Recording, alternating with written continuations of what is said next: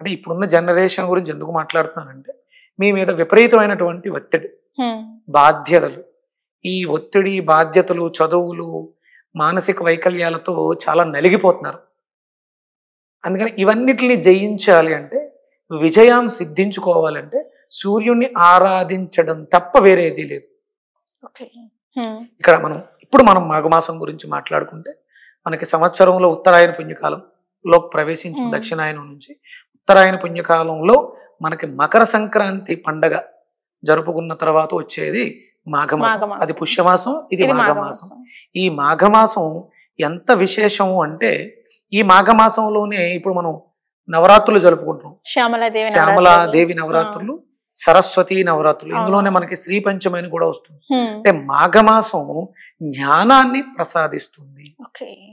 మనం ఏం చేయాలన్నా ఇప్పుడు మీరు నన్ను పిలవాలి, నా నెంబర్ డైల్ చేయాలి, నేను రావాలి, రిసీవ్ చేసుకోవాలి, మాట్లాడాలి, నా నుంచి ఏదో జనాలకి చెప్పించాలి, తెలియచేయాలి. మీకు యాంకర్ గా మీకు ఇక్కడ ఉన్నటువంటి డిపార్ట్మెంట్ కి వీళ్ళందరికీ ఒక నాలెడ్జ్, జ్ఞానం ఎవరిస్తున్నారు? సూర్యనారాయణమూర్తి ఇస్తున్నారు. అందుకని ఈ మాఘమాసంలో మనం శ్రద్ధాభక్తులతో కృతజ్ఞతని తెలియచేయటమే రథ సప్తమిని ఉపయోగించుకోవటం.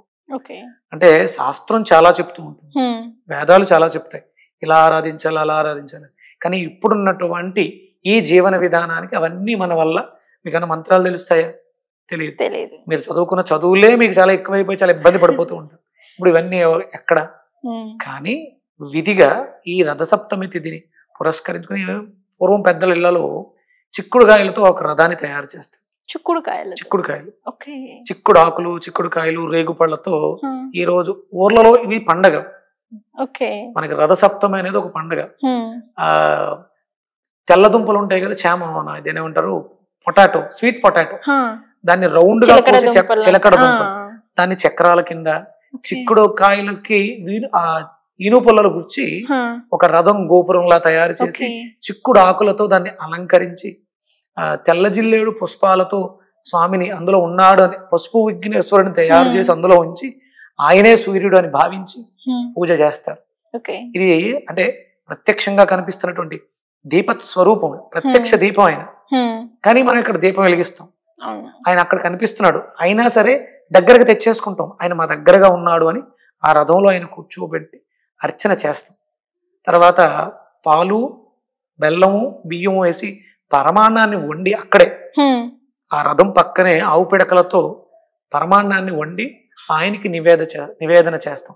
ఇది కృతజ్ఞత తెలియచేయటం భగవంతుడికి, ప్రత్యక్ష భగవంతుడికి, సూర్యనారాయణమూర్తికి. అంటే మాకు జన్మనిచ్చావు, జీవితాన్నిచ్చావు, మేము తినడానికి ఆహార పదార్థాలు పండడానికి, ప్రతి పిట్ట, జంతువు, జీవి కూడా జీవించగలుగుతుంది అంటే కారణం ఆయనే.